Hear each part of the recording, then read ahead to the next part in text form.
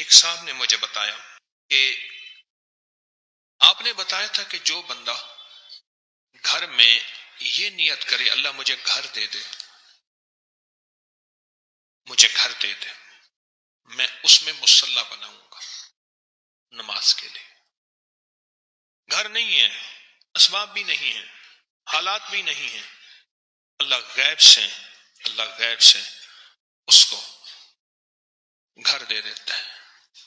وہ صاحب کہنے لگے کہ میں نے یہ نیت کی کہ اللہ مجھے گھر دے، میں اس میں ایک جگہ چھوٹی سی 2-3 جائے نمازوں کی، 4 جائے نمازوں کی، اس کو میں مختص کر دوں گا، مخصوص کر دوں گا کہ میں نے یہاں مصلی بنانا ہے۔ کہا کہ میں نے یہ نیت کر لی۔ اس نیت پہ رب کا نظام دیکھیں، اس نیت پہ رب کا نظام دیکھیں۔ کہا کہ مجھے گھر مل گیا۔ پھر ایک عجیب بات اور کہی، یہ کہا کہ میں نے آپ سے درس میں سنا تھا کہ یا اللہ مجھے گھر دے، میں مہمانوں کی نیت کرتا ہوں، مجھے گھر دے، مہمانوں کی نیت کرتا ہوں۔ کہا میں نے مہمان کی نیت کر لی، اللہ مجھے گھر دے، اور میرے پاس کوئی اسباب نہیں تھے۔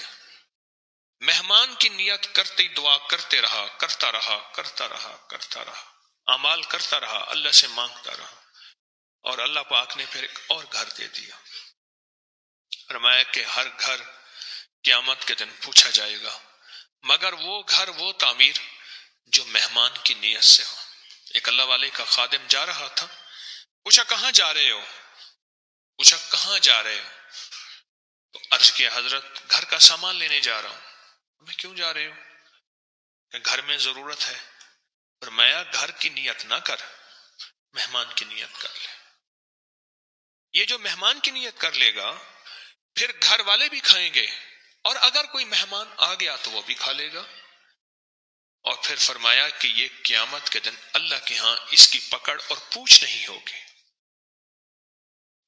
پھر ایک اور نے ایک بات بتائی، میں یہ چھوٹے چھوٹے عطا کے بہانے بتا رہا ہوں اس کریم کے، اس کے دینے کے بہانے ہیں کہ بندہ ایسے تھوڑی سی نیت کر لے، تھوڑا سا خیال کر لے، تھوڑا سا گمان کر لے، تھوڑی سی نیت کر لے۔ اب ایک اور سن لیں۔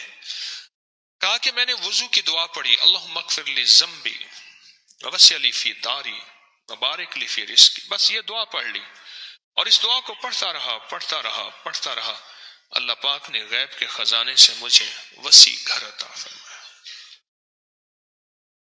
اس شہنشاہ کے دینے کے بہانے ہیں، تو جب وہ دینے پہ تیار ہے تو ان چھوٹی چھوٹی چیزوں کے ذریعے اس کریم کی رحمت کو متوجہ کریں، اس کریم کے فضل کو متوجہ کریں، اور اس کے کرم کو متوجہ کریں۔